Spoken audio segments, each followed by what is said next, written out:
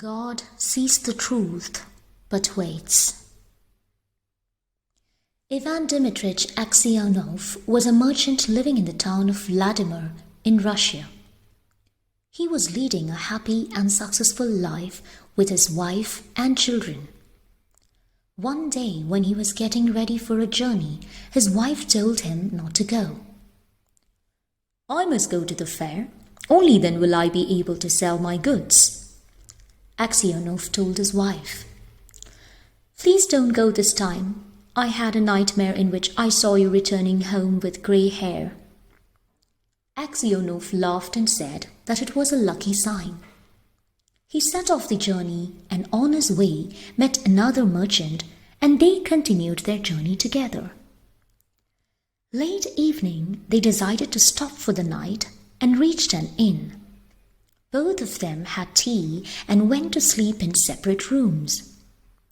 Aksionov woke up early morning and decided to start again, as the weather was cool and he might reach his destination before the sun was too hot. After some time, he stopped to refresh himself and to feed his horses.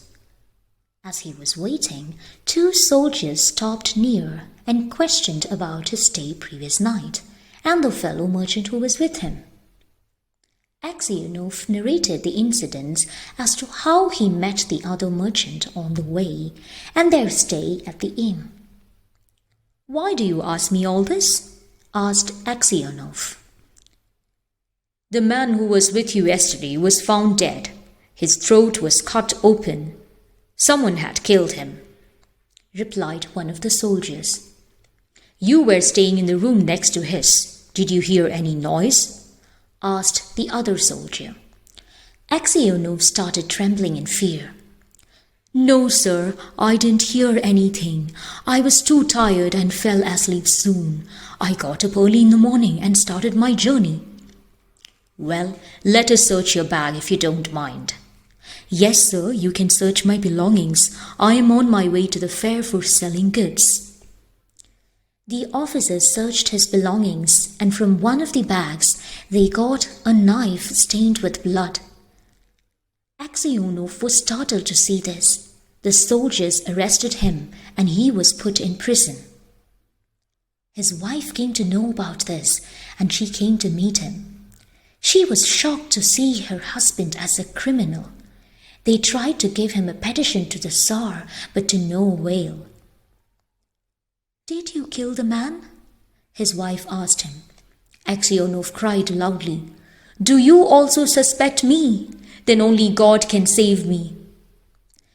He accepted his fate as God's will, and for 26 years he worked in the mines of Siberia. Through these years he changed into a pious man.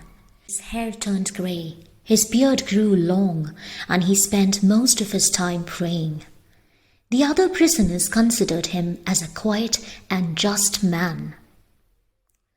One day he got a new inmate, Makar Semyonich, who was about the same age as Aksionov. They talked about their life and what brought them to prison. "I am brought here for stealing a horse.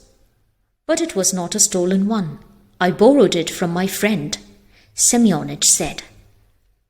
"I am also here for a crime I did not commit." "I should have been here long back, but then I was not caught," Semyonich said. "What did you do?"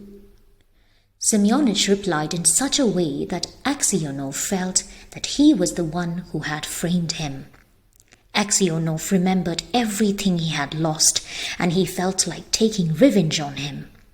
He left the place and decided not to talk to Semyonich anymore. Aksionov felt miserable and lost his sleep. He began to walk during nights to have peace of mind. One night, Aksionov was distracted by a thumping sound and decided to see what it was.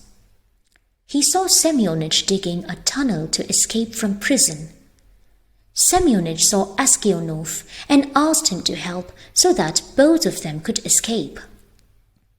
Aksionov refused and Semyonich threatened to kill him if he reported that to the authorities. Aksionov laughed. "You have already taken my life, and I will do as God directs me." The next day, the soldiers found out the tunnel and questioned the inmates. Aksionov knew that this was the opportunity to take revenge, but after much thought, he decided to keep silent. That night, Semyonich came near Aksionov and confessed that it was he who killed the merchant and kept the blood-stained knife in his bag. He cried bitterly, asking for forgiveness. He said he would confess before the authorities and set Aksionov free. "I have nowhere to go. I have lost everything." Aksionov's eyes filled with tears. "God will forgive you. I might be even worse than you. I don't have any hope now. I just want to die." Having said this, Aksionov had a strange feeling of a light entering his body. He felt supreme peace. Semyonich confessed to the authorities about the crime he committed years back. They decided to release Aksionov. The officials reached the prison to tell Aksionov of his freedom. They entered the prison cell to find Aksionov dead. Aksionov's faith in God helped him to forgive and to be at peace. God alone knows the absolute truth.